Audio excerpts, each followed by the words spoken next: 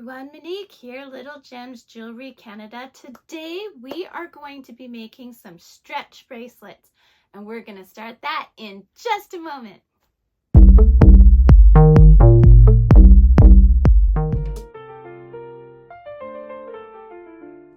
Hi everyone, Monique here, Little Gems Jewelry Canada. Today we are going to be making some stretch bracelets. You are going to need your elastic. You're going to need some clear nail polish, scissors. Today I'm using a bracelet bead design board, but you don't have to use one of these. The main thing is that your bracelets measure about 7 3/4 inches or 8 inches. That's the average size for a person's wrist. And then, of course, you are going to need your beads. Today we are using these red beads and these white beads. So we're going to start with putting out our design. I'm thinking 2 rounds, 1 disc with maybe a white in between, and then maybe let's do 2 whites. 2 whites, just 2 whites. And then we'll go red, ball, disc, ball. Yeah, I think that'll be my design. So I'm not going to make you sit here and watch me lay out my beads, but you figure out your beads, lay them out, and meet me back. So there's my design. So what we're going to do now is we're going to do the elastic part, and that's really important, okay? It's really important, this step. So a lot of mistake that people make that are making stretch bracelets is they don't pre-stretch the elastic, and that's really important.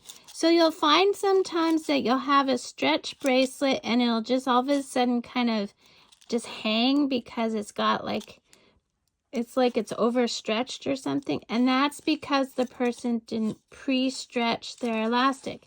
Now notice I'm pre-stretching the elastic and we're still on the spool, and the reason I do that is because we're going to string onto the spool as well. That just prevents your beads from rolling away. So just decide where you're going to start. I'm just going to bead one section so you can see what it looks like.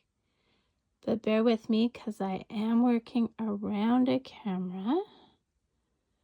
So we are going to bead this. And then I'll let you go crazy and do your own.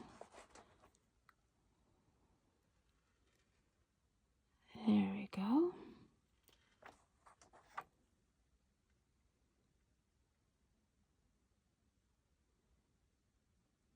Almost done. And then I'll show you what my section looks like. So there we go. That's my section.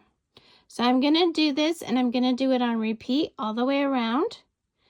And then we'll meet back. So you string your beads, I'll string mine.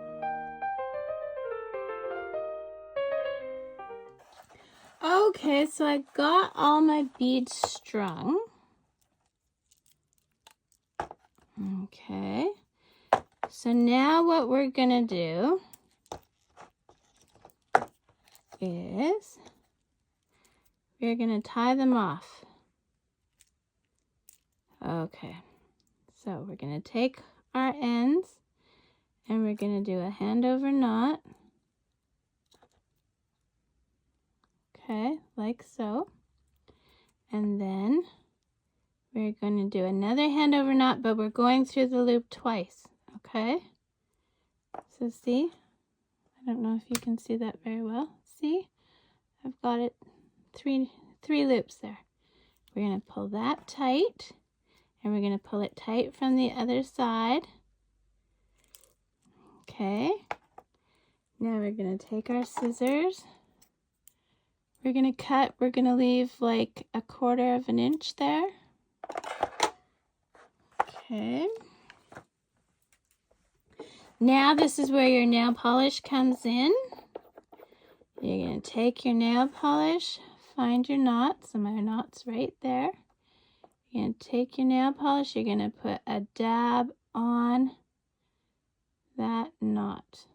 Okay. Then close up your nail polish, because if you're a klutz like me, you're going to send it flying while it's wide open. Okay, so now you see that knot. We are going to tuck it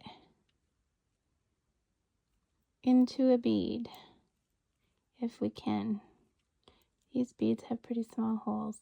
We didn't get into a bead. It's still okay like that. You can hardly see it. But what that nail polish is going to do is it's going to attach it to the bead. If you could pull it into the bead, it would attach it inside the bead.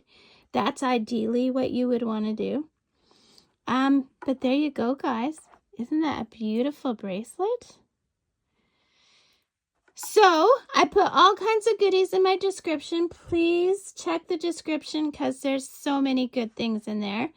Let me know in the comments where you're watching from, because I always find it fascinating to find out how far and wide my videos reach. And that's it. Don't forget to hit the like and subscribe. And thanks so much for watching. Have a great day. Bye now.